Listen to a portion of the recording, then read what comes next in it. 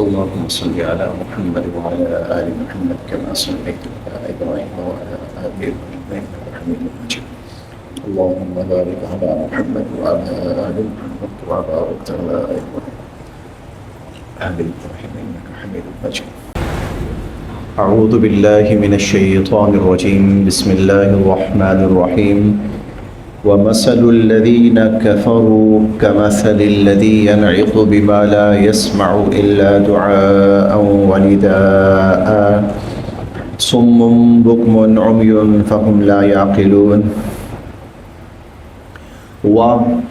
اور مثل مثال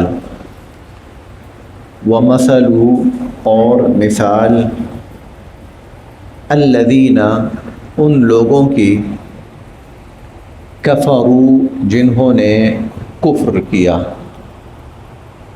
ومثل الذین کفروا اور ان لوگوں کی مثال جنہوں نے کفر کیا اور کافروں کی مثال کا جیسا کہ مثلی مثال کا مثلی جیسا کہ مثال الذی اس شخص کی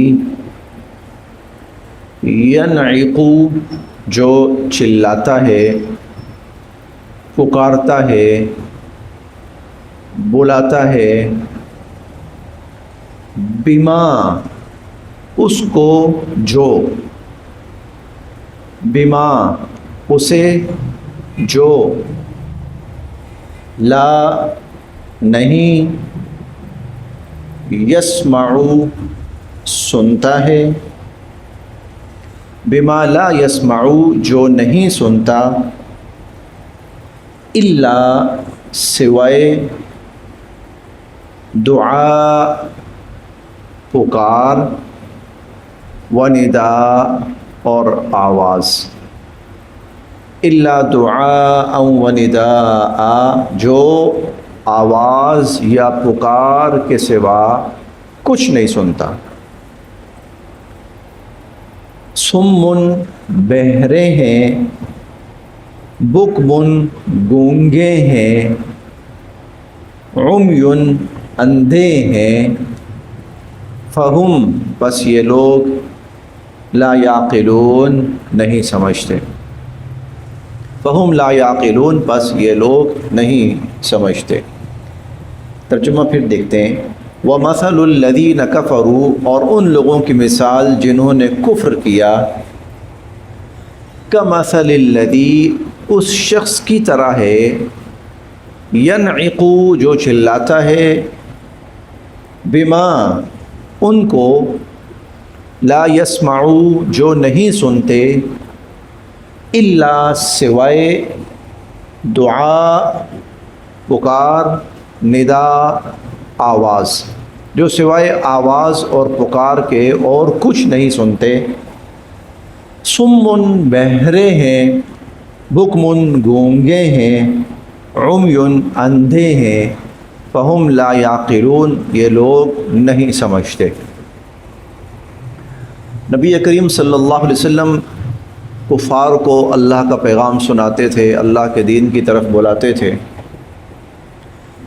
اور حضور علیہ الصلاۃ والسلام کا پیغام اور حضور کی دعوت اتنی واضح ہوتی تھی کہ کفار اس بات کو دل سے تسلیم کرتے تھے کہ بات بالکل صحیح ہے، لیکن اس کے باوجود کسی بھی وجہ سے اپنے مفادات کی بنا پر یا خاندانی دشمنی کی بنا پر یا ضد اور مقابلے کی بنیاد پر وہ حضور علیہ الصلاۃ والسلام کی بات سننے کو تیار نہیں ہوتے تھے، ماننے کو تیار نہیں ہوتے تھے۔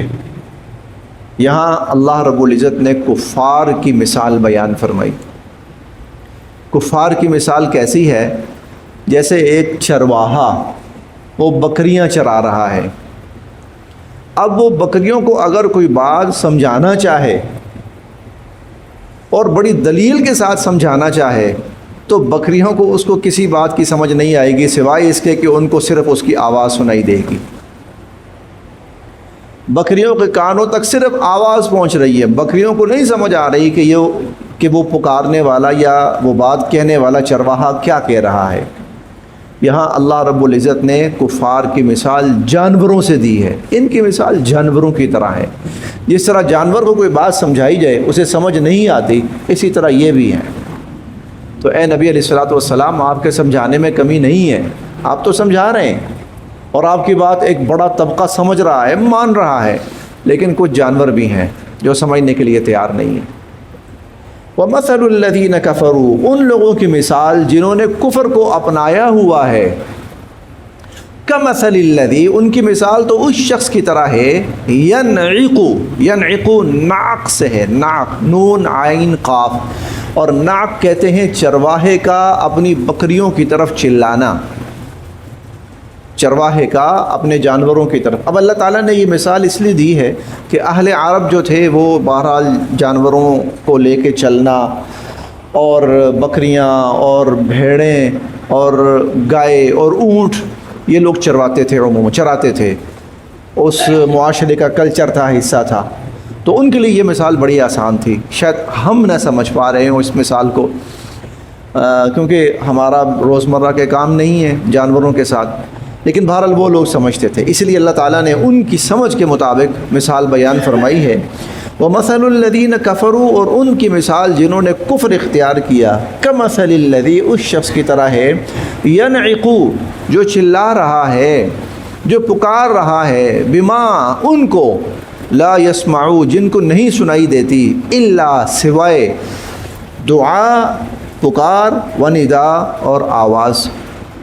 سمن، یہ لوگ بہرے ہیں، بکمن، گونگے ہیں، عمیٌ، اندھے ہیں، فہم لا یعقلون، اور یہ اس چیز کو نہیں سمجھیں گے، نہیں سمجھتے، نہیں سمجھیں گے۔ یا ایھا الذین آمنوا، پچھلی آیت میں اللہ رب العزت نے معاشرے کی غلط رسومات، جہالت کی بنا پر دنیا میں پھیلی ہوئی چیزیں، ان کی تردید کی، اور کہا کہ اللہ رب العزت جو چیز نازل فرمائیں اس کو اختیار کرو، لیکن پھر بھی وہ لوگ ایسی باتوں کو سمجھنے کے لیے تیار ہی نہیں تھے۔ تو اللہ تعالیٰ نے فرمایا ان کی مثال پھر جانوروں کی طرح ہے، جن کو آپ جتنا مرضی سمجھانے کی کوشش کریں ان کو سمجھ نہیں آئے گی۔ یا ایھا الذین آمنوا، اے ایمان والو، کھلو، کھاؤ، کھلو، کھاؤ، من، سے، طیبات، پاکیزہ چیزیں، ان پاکیزہ چیزوں میں سے کھاؤ، ما، جو، رزقناکم، ہم نے تمہیں دی ہیں، ما رزقناکم، جو ہم نے تمہیں دی ہیں وہ پاکیزہ چیزیں کھاؤ، واشکرو، اور شکر ادا کرو، للہ، اللہ کا، واشکرو للہ، اور اللہ کا شکر ادا کرو، ان، اگر، کنتم، ہو تم، ایاہو، اسی اللہ کی، تعبدون، عبادت کرتے، اگر تم اسی کی عبادت کرتے ہو تو پھر اسی کا شکر بجا لو، پھر اسی کا شکر، اور شکر ادا کرنا یہ اس بات کی علامت ہوتی ہے کہ ہم اس کو رب مان رہے ہیں اور ہم اس کی عبادت کرتے ہیں۔ تو وشکروا للہ، اللہ کا شکر ادا کرو، ان کنتم، اگر ہو تم، ایاہو، اس اللہ کی، تعبدون، عبادت کرتے۔ یا ایھا الذین آمنوا، اے ایمان والو، کھلو، کھاؤ، من طیبات ما رزقناکم، ان پاکیزہ چیزوں میں سے جو ہم نے تمہیں عطا کی۔ اللہ تعالیٰ نے نا دنیا میں جو کچھ بھی بنایا ہے، جو کچھ بھی ہے، وہ ہے انسان کے لیے۔ والذی خلق لکم ما فی الارض جمیعا، زمین میں جو کچھ بھی اللہ نے پیدا کیا، اے انسانوں تمہارے لیے پیدا کیا۔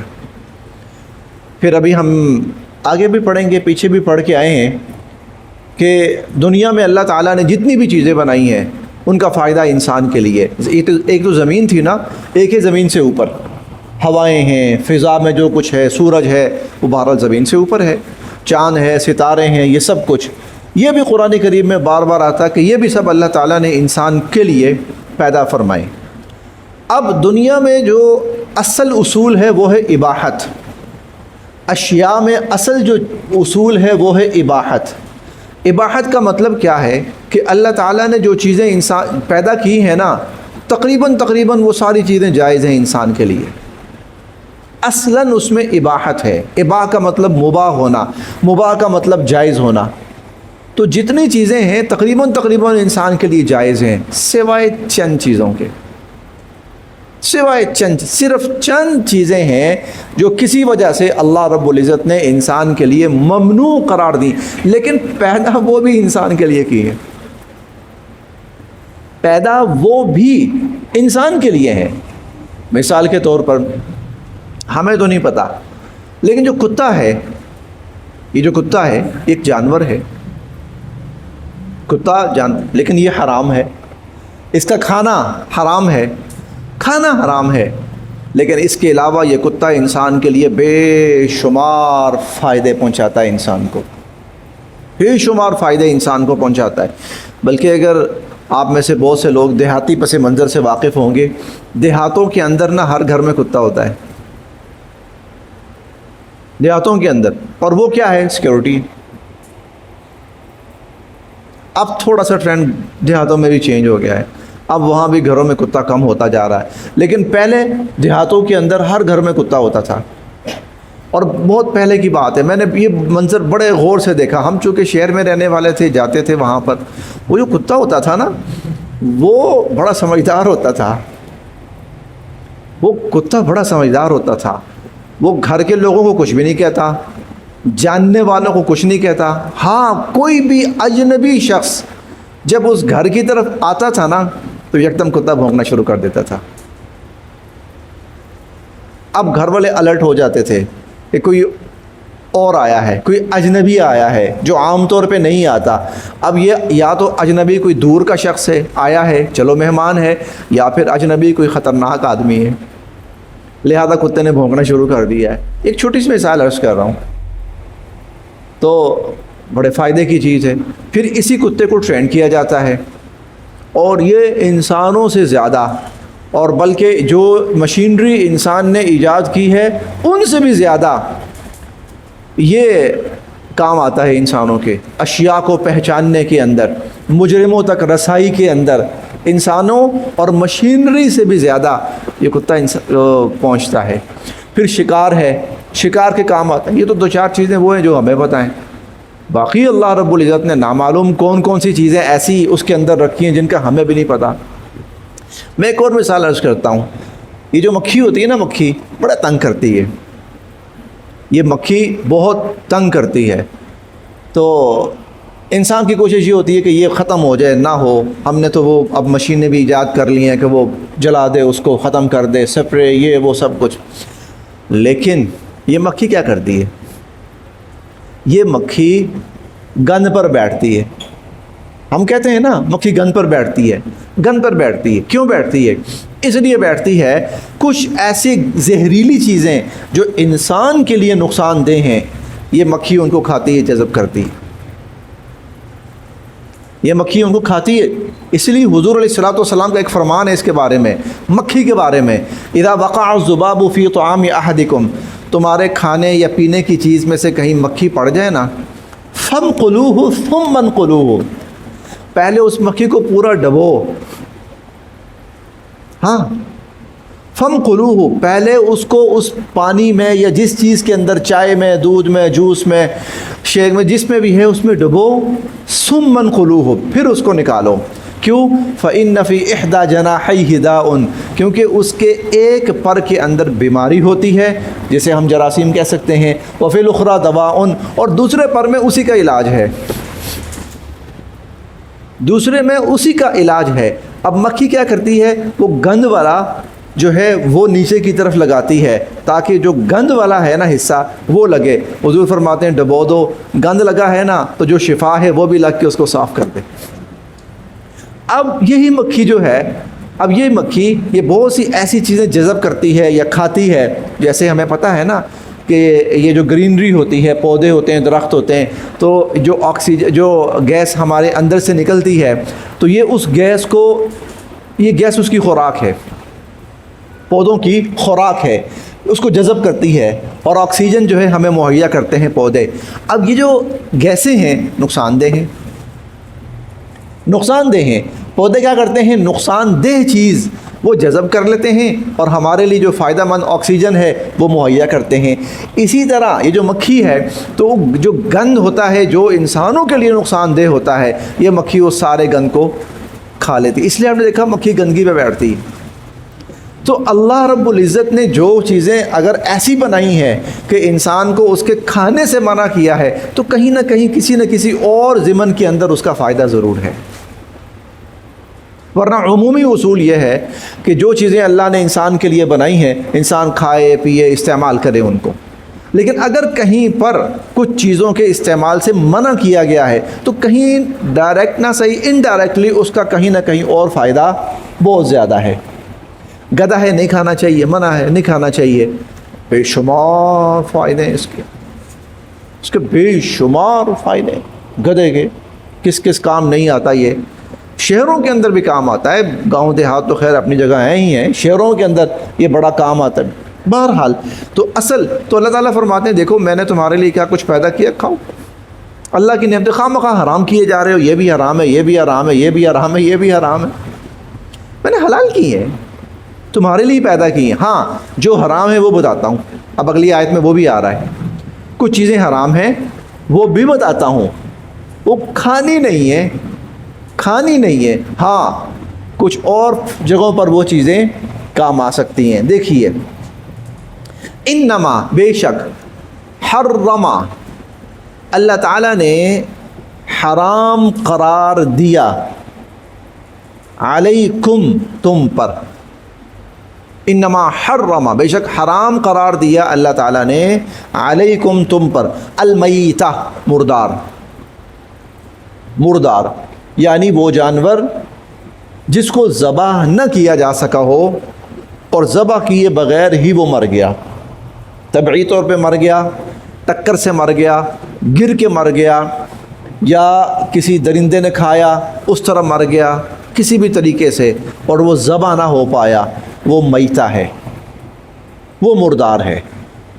اللہ تعالیٰ نے اچھا یہ تھا حلال، یہ حلال تھا، جانور حلال تھا، جیسے بکری لگا لیں آپ، حلال تھی، اس کو صرف یہ کرنا ہے اگر آپ اپنے استعمال میں لانا چاہتے ہیں، گوشت کھانا چاہتے ہیں تو اس کو ذبح کریں۔ ذبح سے کم از کم کیا ہوگا، اس کے اندر جتنا وہ خون ہے وہ نکل جائے گا جو انسان کے لیے نقصان دہ، وہ نکل جائے گا، اب اس کا گوشت بالکل فائدہ مند ہے انسان کے لیے۔ لیکن اگر اس کو ذبح نہ کیا جائے اور اس کا خون نہ نکلے تو وہ چیز، وہ خون اندر ہی اندر گوشت کے لیے نقصان دہ بن جاتا ہے، گوشت کو نقصان پہنچاتا ہے۔ اگر یہی انسان گوشت کھائے اس کی صحت کے لیے نقصان دہ، اس لیے حرام کیا ہے، ورنہ جانور تو حلال ہے، بکری ہے، گائے ہے، بھینس ہے، اونٹ ہے، مرغی ہے، حلال ہے، لیکن کسی وجہ سے یہ تمہارے لیے نقصان دہ بن گیا ہے، اسی لیے اس کو تمہارے اوپر حرام قرار دیا۔ ہم 8ویں پارے میں ایک عجیب جملہ پڑھیں گے، 8ویں پارے میں، وہاں اللہ تعالیٰ فرماتے ہیں کہ ان الشیاطین لیوحون الی اولیائہم لیجادلوکم، یہ جو شیطان ہے نا یہ اپنے ماننے والوں کو ان کے ذہنوں میں کچھ غلط خیال ڈالتے ہیں تاکہ وہ تم سے لڑائی کریں۔ شیطان اپنے ماننے والوں کے ذہنوں میں غلط خیال ڈالتے ہیں تاکہ وہ تم سے لڑیں۔ اچھا لڑائی کیا ہے؟ مشرکین کہتے تھے واہ یہ جو جانور مرا ہے کس نے مارا ہے؟ اللہ نے، اللہ نے مارا ہے، جس کو ذبح کرتے ہو تم کرتے ہو، گویا تم مارتے ہو۔ اچھا اللہ مارے تو حرام اور تم مارو تو حلال؟ اللہ مارے تو حلال حرام اور تم مارو تو حلال۔ طبعی طور پر جانور فوت ہو گیا، اس کے بارے میں کہا جائے گا اللہ کی طرف سے موت آئی، اور اگر اس کو ذبح کیا جائے تو گویا تم نے خود اس کو مارا ہے، قتل کیا ہے یا ذبح کیا ہے۔ تو وہ کہتے تھے اچھا اللہ مارے تو حرام اور تم مارو تو حلال۔ تو اللہ تعالیٰ یہاں بتا یہ رہے ہیں ان آیات کے ضمن کے اندر کہ بھائی یہ اس کو حلال بھی اللہ نے قرار دیا ہے اور اس کو حرام بھی اللہ نے قرار دیا ہے۔ یہ نہیں ہے کہ انسانوں نے اصول بنا لیا کہ اللہ نے مارا ہے تو حرام ہے اور ہم نے مارا ہے تو حلال ہے، نہیں، اس کو اللہ نے حلال قرار دیا ہے اور اس کو اللہ نے حرام قرار دیا ہے۔ لہذا اللہ تعالیٰ جس کو حلال قرار دیں استعمال کرو، اللہ تعالیٰ جس کو حرام قرار دیں بچو، چھوڑ دو اس کو۔ انما حرم، اللہ تعالیٰ نے حرام قرار دیا، علیکم تم پر، المیتہ مردار، والدم اور خون، خون سے مراد دم مسفوح بہتا ہوا خون، یہ بھی 8ویں پارے میں آئے گا، دم مسفوح بہتا ہوا خون، جب جانور کو ذبح کیا جائے اس کا خون بہتا ہے، نکلتا ہے۔ اب یہ جو خون نکل رہا ہے اسے کہتے ہیں بہتا ہوا خون، اس کا استعمال حرام ہے، انسان کھا نہیں سکتا اس کو، انسان اس کو کھانے پینے میں استعمال نہیں کر سکتا۔ ولحم الخنزیر، لحم گوشت، الخنزیر خنزیر، اور خنزیر کا گوشت وہ بھی اللہ تعالیٰ نے حرام قرار دیا ہے۔ وما اور جو، وما اور وہ، اہل نام لیا گیا، بھی جس پر، لغیر اللہ غیر اللہ کا، وما اہل بھی لغیر اللہ، اور جس پر غیر اللہ کا نام لیا گیا، اور جس پر غیر اللہ، یعنی جانور کو ذبح کیا جا رہا ہے اور اس کو اللہ کے سوا کسی اور کے نام پر ذبح کیا جا رہا ہے، وہ جانور حرام ہے۔ بے شک وہ ذبح ہوا ہے لیکن وہ اللہ کے سوا کسی اور کے نام پر ذبح ہوا ہے، وہ تو شرک ہوا نا، وہ تو شرک ہوا، اس لیے اس بنا پر اس جانور کو بھی اللہ نے حرام قرار دیا ہے۔ پھر دیکھتے ہیں انما حرم، بے شک اللہ تعالیٰ نے حرام قرار دیا، علیکم تم پر، المیتہ مردار کو، والدم اور خون کو، ولحم الخنزیر اور خنزیر کا گوشت، وما اہل بہ لغیر اللہ اور وہ جانور جس کو ذبح کرتے ہوئے غیر اللہ کا نام لیا گیا۔ فمن پس جو، اضطر لاچار ہو گیا، اضطرار سے ہے، بے بس ہو گیا، لاچار ہو گیا، غیر نہ تو باغن بغاوت کرنے والا ہے، ولا عادن اور نہ ہی حد سے بڑھنے والا ہے، نہ بغاوت کرنے والا ہے اور نہ حد سے بڑھنے والا ہے، فلا تو نہیں، اسما گناہ علی اس پر، فلا اسم علی اس پر گناہ نہیں ہے۔ فمن اضطر جو شخص بے بس ہو گیا، لاچار ہو گیا، مجبور ہو گیا، غیر باغ نہ تو وہ بغاوت سرکشی کرنے والا ہے، ولا عاد اور نہ ہی حد سے بڑھنے والا ہے، فلا اسم علی اس پر کوئی گناہ نہیں۔ اس کا مطلب یہ ہے یہ حرام ہے، یہ جانور ہیں ان کا کھانا حرام ہے۔ خدا نخواستہ کوئی شخص اتنا غربت، افلاس، قحط سالی کی کیفیت میں آ گیا، اس کے پاس کھانے کو کچھ بھی نہیں اور مرنے والی کیفیت ہو گئی اس کی، اب اس کے سامنے اگر کوئی چیز ہے تو حرام ہے، حرام ہے، حلال کوئی چیز نہیں، حرام نہیں کھاتا تو مرتا ہے۔ تو اللہ تعالیٰ فرماتے ہیں اب اگر وہ شخص ان حرام چیزوں میں سے کچھ کھا لے جان بچانے کی حد تک، فلا اسم علیہ اس پر کوئی گناہ نہیں، اس پر کوئی گناہ نہیں۔ لیکن غیر باغ ولا عادن نہ تو بغاوت کرنے والا ہو اور نہ حد سے بڑھنے والا ہو۔ بغاوت کا مطلب کیا ہے؟ میں کسی حلال حرام کو نہیں مانتا، جو دل کرے گا کھاؤں گا، نہیں، بغاوت کرنے والا نہ ہو۔ اور حد سے بڑھنے والے کا مطلب کیا ہے؟ اچھا اجازت مل گئی ہے، چلو اب کھاؤ سکون سے، 2 4 6 دن 8 دن 10 دن، میں مجبور تھا نا، نہیں، یہ حد سے بڑھنا ہے، بس جتنی مجبوری تھی اتنا کھایا جائے، اور مجبوری ختم ہو تو پھر اس سے آگے وہ اس حرام کو نہ کھائے، حرام کو استعمال نہ کرے، فلا اثم علیہ تو اس پر کوئی گناہ نہیں ہے۔ ان اللہ بے شک اللہ تعالی غفور بخشنے والے ہیں، رحیم رحم فرمانے والے ہیں۔ ان اللہ غفور الرحیم بے شک اللہ تعالی بخشنے والے رحم فرمانے والے ہیں۔ بس یہاں تک ایک دفعہ پھر دوہرا لیتے ہیں سارا سبق۔ وَمَثَلُ الَّذِينَ كَفَرُوا اور ان لوگوں کی مثال جنہوں نے کفر کو اپنا لیا، کمثل الذی ان کی مثال اس شخص کی طرح ہے، ینعق جو آوازیں دے رہا ہے، بما اس کو، لا یسمع جو نہیں سنتا، الا دعاء و نداء سوائے پکار اور آواز کے، صم بہرے ہیں، یعنی یہ کافر، بکمن گونگے ہیں، عمیٌ اندھے ہیں، فہم لا یعقلون یہ نہیں سمجھیں گے۔ اب یہاں جو ہے نا یہ بہرے گونگے اندھے فزیکلی نہیں ہے، جسمانی طور پر ٹھیک ہے، نظر آ رہا ہے، سنائی دے رہا ہے، بول رہے ہیں، لیکن اللہ نے کیوں دی ہے زبان، کیوں دی ہے آنکھیں، کیوں دی ہیں کان، کیوں دیے ہیں؟ اس لیے دی ہیں کہ سب سے پہلے اپنے رب کا کلام سنو، سب سے پہلے اس کو پڑھو، سب سے پہلے اس کو سمجھو۔